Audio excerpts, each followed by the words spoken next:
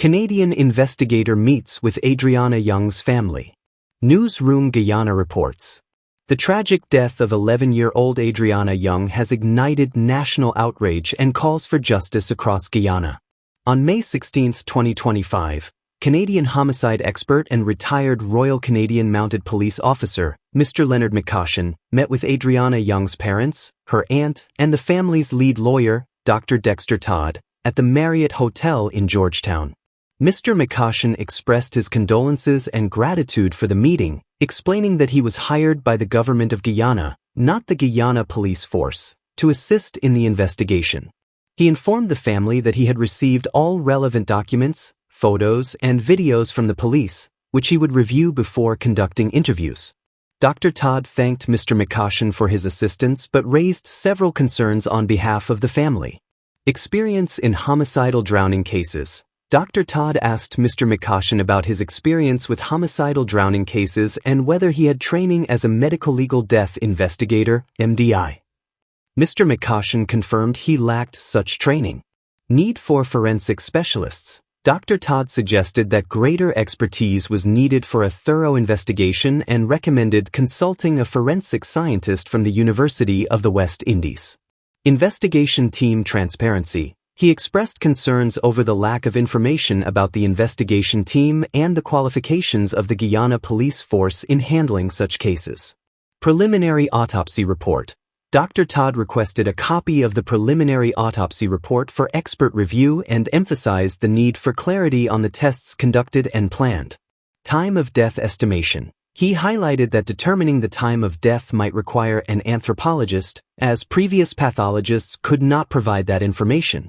Independence of investigation. Dr. Todd questioned whether Mr. McCaution would conduct the investigation independently, given the perceived inadequacies of the police force. Mr. McCaution was surprised to learn that neither of Adriana's parents had been interviewed by investigators weeks after her body was discovered. He committed to rectifying this oversight promptly, acknowledging the importance of these interviews for the investigation.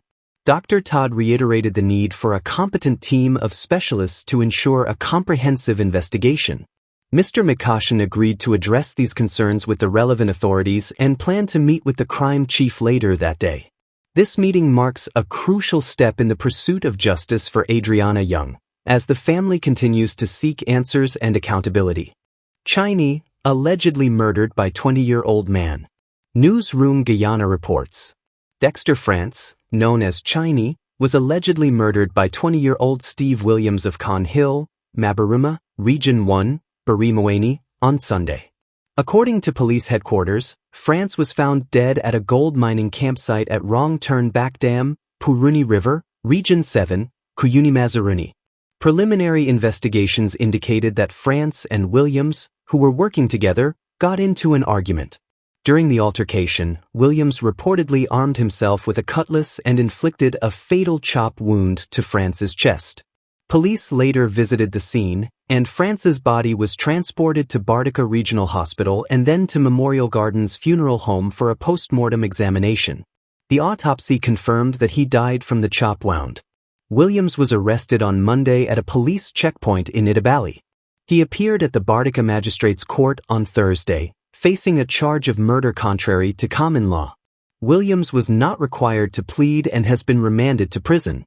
The case is set to be heard again on July 10, 2025. AFC demands police officer charged for murder of Kian Fojane. By news source Guyana.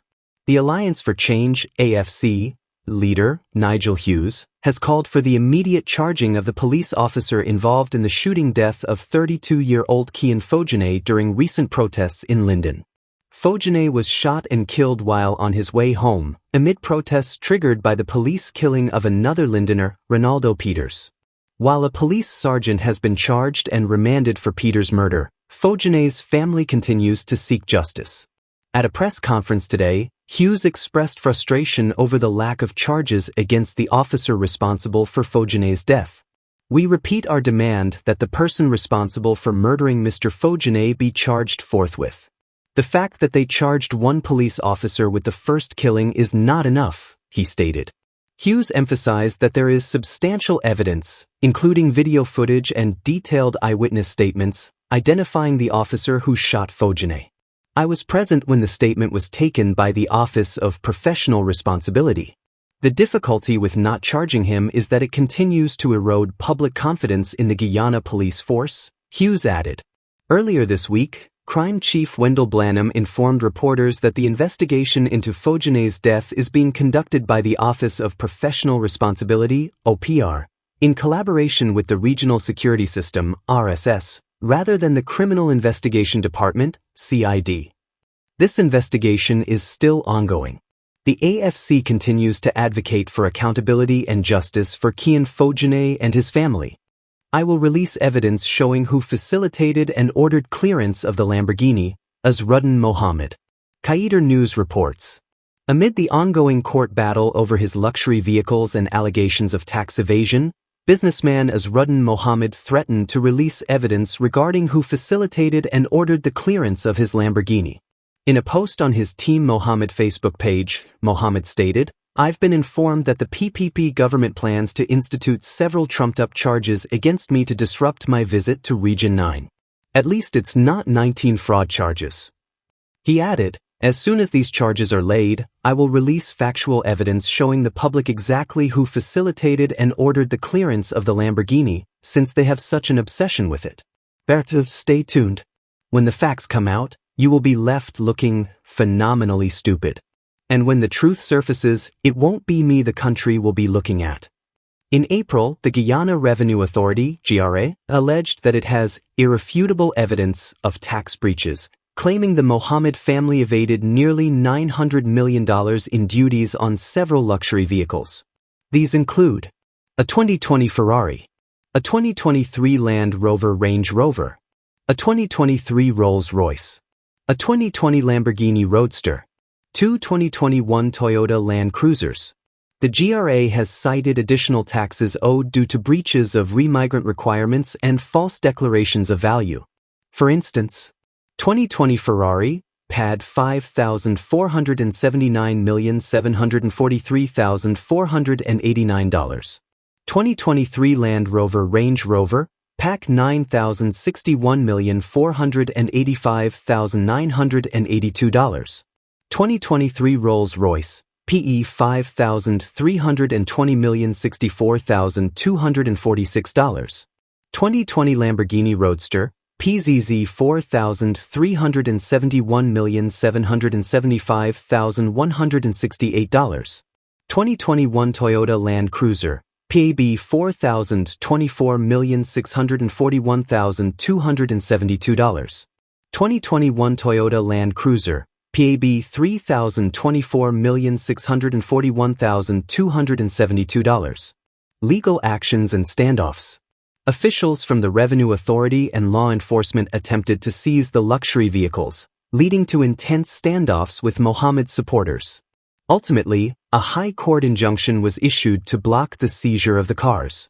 As the situation unfolds, Mohammed's claims and the GRA's allegations continue to draw significant public attention. Fire destroys car and damages Berbice house. Guyana Times reports. A fire partially damaged a 3-story residential building in Tain, Region 6, East Berbice Quarantine, on Wednesday morning, destroying a vehicle in the garage. Divisional Fire Officer Clive MacDonald reported that the fire department received a call about the incident around 5 a.m. 2 fire tenders were immediately dispatched, one from the New Amsterdam Fire Station and another from the Rose Hall Town Fire Station. Upon arrival, the units found heavy smoke and flames coming from the structure. The ground floor sustained severe damage, and the garage, along with its contents, including the vehicle, was completely destroyed. MacDonald credited the quick response and effective firefighting techniques employed by the Rose Hall firefighters for saving much of the building. Preliminary investigations indicated that the fire was caused by an overheated lithium-ion battery, which ignited nearby combustible materials. The Guyana Fire Service continues to urge the public to exercise caution when using or storing lithium-ion batteries, particularly in enclosed spaces. Norton leads protest demanding justice for Adriana Young. By news source Guyana.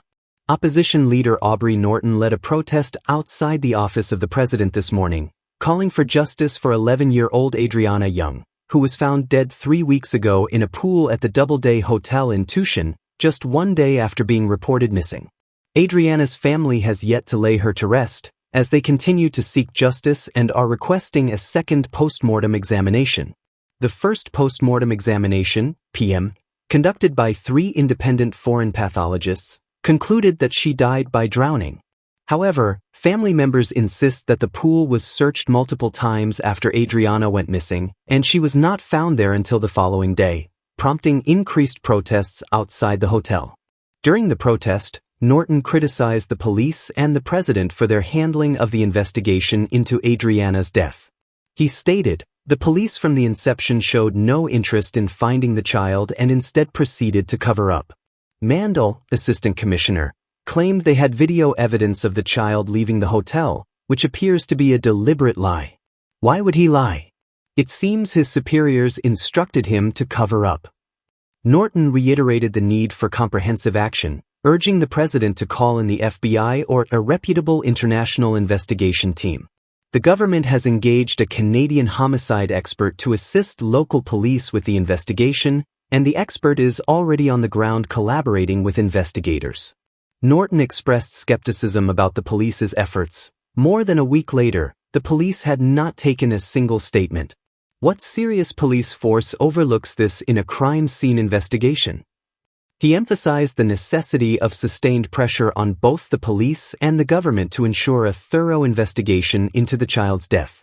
Earlier this week, President Ali affirmed his commitment to the investigation, stating that a foreign expert has been brought in and that the government would allow foreign pathologists to conduct the post-mortem examination. Kenesha Vaughn's death. Preliminary inquiry delayed due to outstanding witness statements. Guyana Times reports. The court proceedings regarding the fatal shooting of Kenesha Vaughn, allegedly by her partner, city businessman Marlon Da Silva, have been adjourned to May 22 due to outstanding witness statements ahead of a planned preliminary inquiry, PI. The matter was heard virtually on Monday by Principal Magistrate Judy Latchman in her Diamond Court, where it was noted that the case could not proceed until all witness statements are filed. The PI, which determines whether there is sufficient evidence to commit the accused to stand trial in the High Court, has yet to begin. Kenesha Vaughn, a 25-year-old mother, was allegedly shot and killed on the night of February 22 at the couple's home in Diamond Housing Scheme, East Bank Demerara. According to police reports, the incident occurred following a domestic dispute between Vaughn and Da Silva, who had been in a relationship for 4 years and shared a 3-year-old son. Investigators stated that a heated argument broke out around 8 p.m. During the confrontation, Da Silva allegedly slapped Vaughn, who then armed herself with a knife and approached him. In response, Da Silva reportedly drew his licensed 9mm firearm and discharged multiple rounds in her direction, striking Vaughn several times. Vaughn collapsed on the kitchen floor, and Da Silva allegedly called the police, who rushed her to the Diamond Hospital, where she was pronounced dead upon arrival. Police recovered 4 spent 9mm casings and 3 suspected projectiles from the scene. A post-mortem examination revealed that Vaughn sustained 12 gunshot wounds, including both entry and exit injuries. Surveillance footage from the home has been admitted into evidence, and police confirmed that Da Silva appeared to be intoxicated at the time of the incident, having reportedly consumed alcohol earlier that evening at a popular bar on Main Street, Georgetown. The court must receive all witness statements before proceeding with the PI. Once the statements are disclosed and witnesses testify, the magistrate will determine if there is enough evidence to commit Da Silva to stand trial for murder in the High Court. Until then, Da Silva remains on remand. Fatal GDF helicopter crash. Actions taken after internal probe. Newsroom Guyana reports. The Chief of Defense Staff, Brigadier Omar Khan, confirmed on Thursday that all recommendations from the internal investigation into the December 2023 crash of the Guyana Defense Force, GDF, Bell 412 helicopter, which resulted in the deaths of 5 soldiers, have been implemented. However, the findings of the substantive investigation into the accident have yet to be made public. At a press conference, Brigadier Khan outlined the actions taken following the crash, which occurred on December 6, 2023. He stated, "All the recommendations and findings from our internal investigation have been acted upon." The GDF established a board of inquiry to investigate the crash, separate from the substantive probe conducted by other authorities. We were a stakeholder in that investigation. By the nature of Guyana's law, the Ministry of Public Works has the mandate to direct an investigative body to look into this incident, he explained. The tragic accident claimed the lives of 5 servicemen. Lieutenant Colonel Michael Charles, Colonel Michael Shahout, Retired Brigadier Gary Beaton, Lieutenant Colonel Sean Welcome, Warrant Officer Class 2 Jason Kahn. They were part of a 7-member crew aboard the helicopter. The helicopter's black box, containing crucial flight data, has been sent to the National Transportation Safety Board, NTSB, in Washington, D.C., for analysis. It remains unclear whether the results from this analysis have been returned. The helicopter lost signal approximately 30 miles from the Venezuela border. About 2 hours after takeoff, it transmitted an emergency locator signal from coordinates roughly 30 miles east of Arao on Guyana's western borders. Search and rescue teams were immediately dispatched to locate the crew and the aircraft. The following day, after extensive efforts, the crash site was found about 9 miles southeast of Blake Slater's airstrip, Ekrakatop, Cuyuni River, confirming the deaths of 5 soldiers.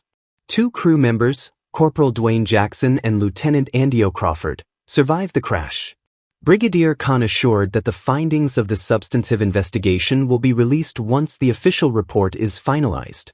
The focus remains on ensuring accountability and understanding the circumstances surrounding this tragic incident.